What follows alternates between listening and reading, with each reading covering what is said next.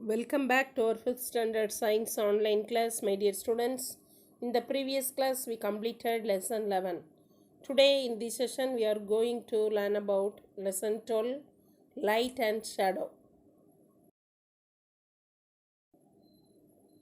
Dear students, take page number 151 in your science book. Let's start lesson 12, light and shadow. You know that some objects are luminous and some are non-luminous. What's the meaning of the term luminous and non-luminous object? First, what is luminous object?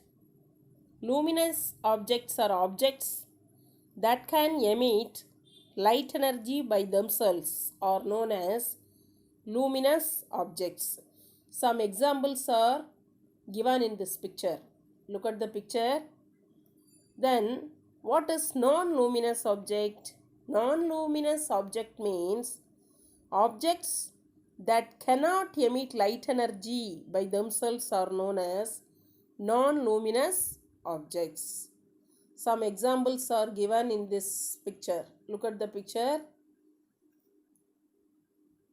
What is luminous object and what is non-luminous object? Objects that can emit light energy by themselves are known as luminous object. Objects that cannot emit light energy by themselves are known as non-luminous object. Understand? Next, name any 3 luminous and 3 non-luminous objects from your everyday life. Draw or paste their picture in the box in page number 151.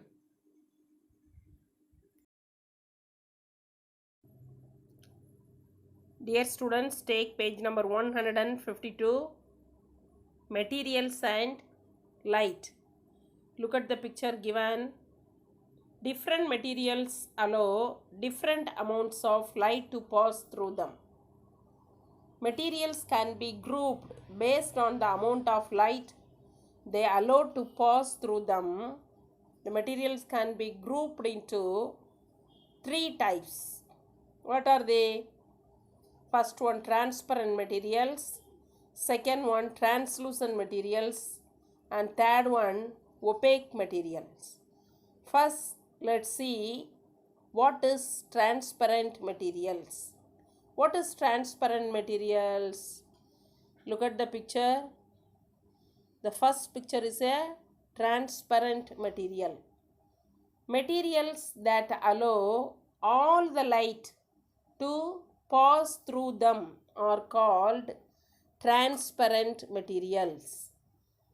Example, clear glass, clean water, and some kinds of plastics are the examples of transparent materials. Understand? Next type of materials are translucent material. Look at the picture.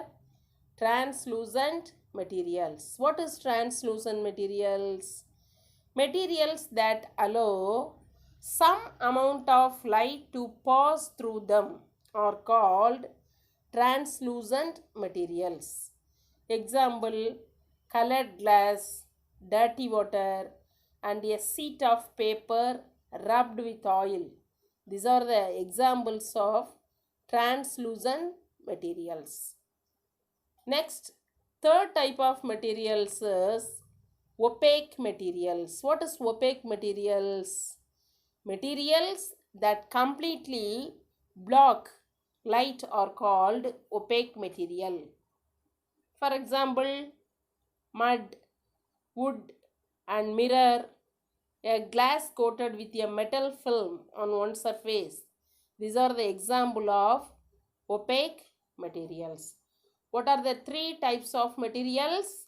Transparent materials, translucent materials, and opaque materials. Understand? Next, take page number 153, shadow. What is shadow? When a translucent or an opaque object is placed before a source of light, a dark spot is formed on the side opposite to light. Look at the picture given. When a translucent or an opaque object is placed before a source of light, a dark spot is formed on the side opposite to light. The dark spot is formed because translucent objects block some light. Opaque objects block the light completely. What is shadow?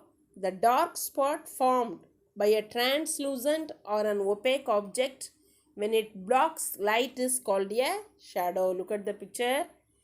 Transparent objects do not form shadows as they do not block light. There are three things needed for a shadow to form. First one, a source of light. Second one, a translucent or an opaque object. And third one, a surface on which the shadow can be formed.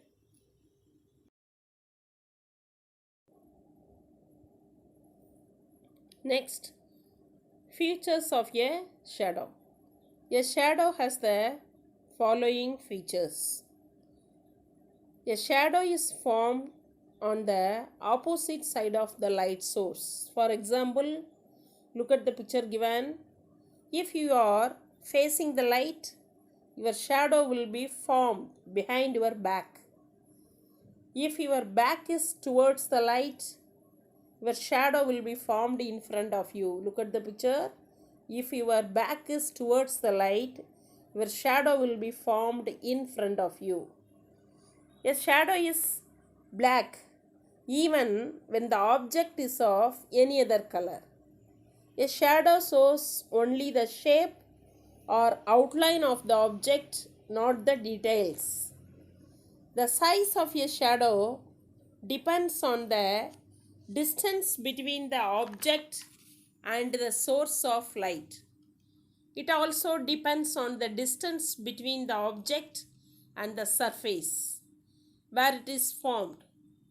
Shadows formed by the sun are long during early mornings and evenings and shortest at the noon.